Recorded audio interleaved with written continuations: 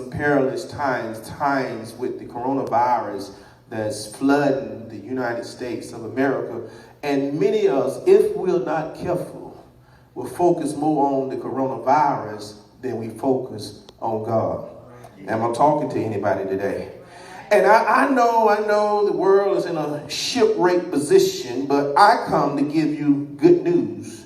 And that is that we can still have faith in God. We can have faith in God.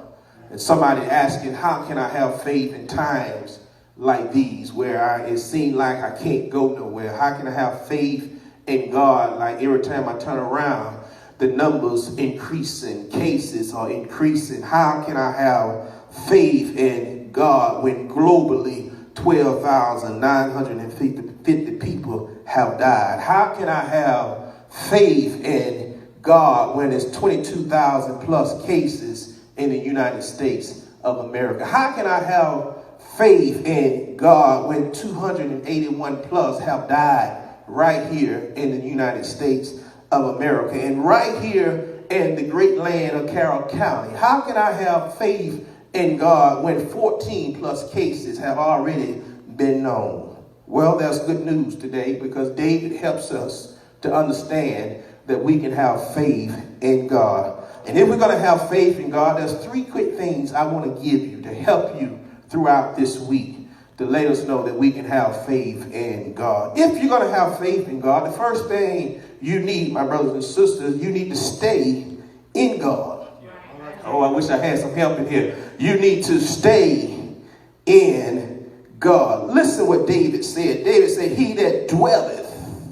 The word dwelleth comes from a Hebrew word, but it grammatically speaking is used as a verb. Yes, verb simply means to inhabit. It means to remain. But from the Hebrew word, which I love teaching from, the word dwell right here, it also paints the picture to sit down.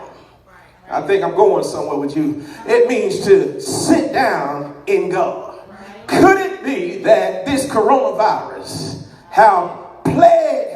came across the United States of America because too many people have been too busy and have not taken time to sit down? I wish I had some help here with God. And God is saying to all of us in the day here today that regardless of what you're going through, regardless of what your family is going through and what the world is going through, he's telling us, stay in him. You ought to look at your neighbor, whether you're in the church or in your home, and tell somebody close to you, stay in God. Stay in God. He tells us, he said, not only do we need to stay in God, to have faith in God, but he also said the reason we can have faith in God is because we got to have security in him.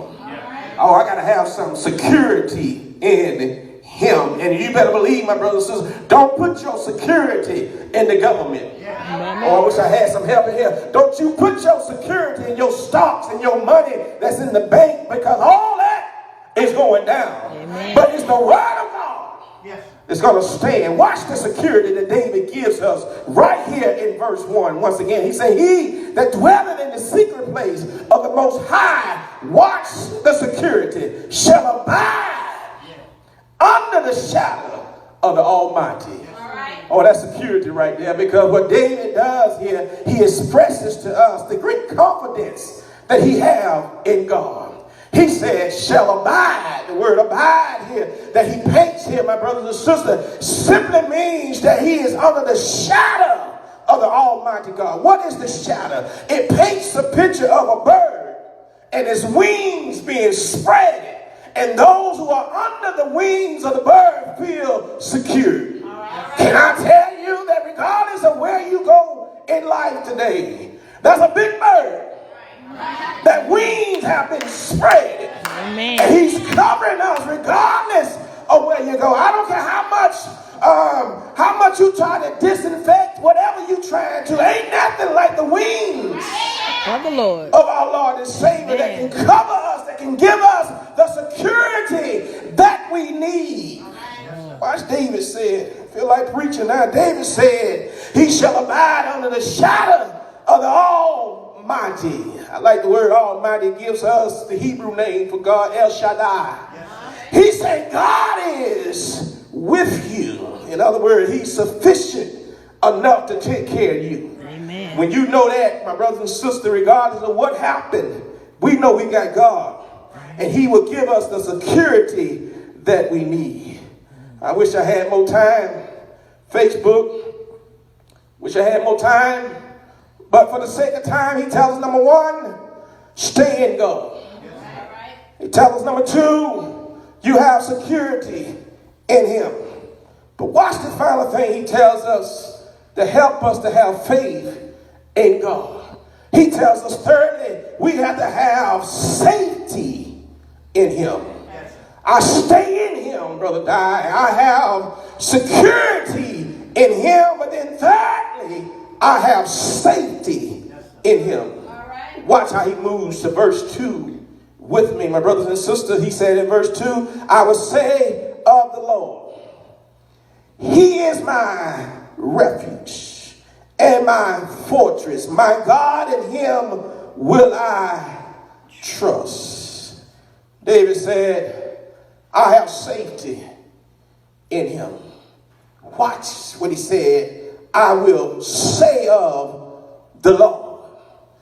Notice he didn't say, I will say of the government. Notice he didn't say, I will say unto Tanner Hospital. Didn't say, I will say unto those in official position. But he said, I will say of the Lord, he is my refuge. What is refuge? Refuge here paints the picture to mean that you have shelter. Watch this, in a troubled situation. Amen. And I want to let you know we're in a troubled situation. But we got shelter in him. David said he's my safety. But then he said he's not only my refuge, a shelter from trouble or danger, but finally David said he is my fortress. And I want to know, what is fortress? David said fortress simply means that he is a place that I can go when the enemy can't get to me. Can I tell you, we got a place we can hide where, in spite of coronavirus, we still serve a God that will give us safety. Is there anybody in here this morning don't mind saying, I have safety in my God? Yes. Yeah, I heard David said that he is the all-powerful one, and he's all sufficient for all of my needs, and he's the faithful one that I can trust in a time like these. Good morning, Facebook and friends. Before I leave you this morning, have faith in God. Go on, do what you need to do, but have faith in God. Stay in him, feel secure in him, and know you have safety in him. I gotta leave you now, but before I leave you, I thank God over 3,000 years ago, somebody named Jesus died for us. Somebody named Jesus, he laid his life down for you and I, that we may be saved and we may have life and life more abundantly. Can't you see what Jesus did? He carried the cross on Calvary's hill. He died that you be saved. He died that you can stay in him. He died that you can have security in him. He died that you can have safety in him. Good morning now. We on our way home, but I dare you to tell your neighbor, I'm going to have faith Faith in him. in him. I'm going to have faith I'm going to have faith in him. in I'm going to him. have faith Yes. in him. Yes. Have faith Glory be to God. in him. Stay in him. Yes. Realize you have security in him. And then thirdly, realize you have safety in him. You be encouraged today, and you encourage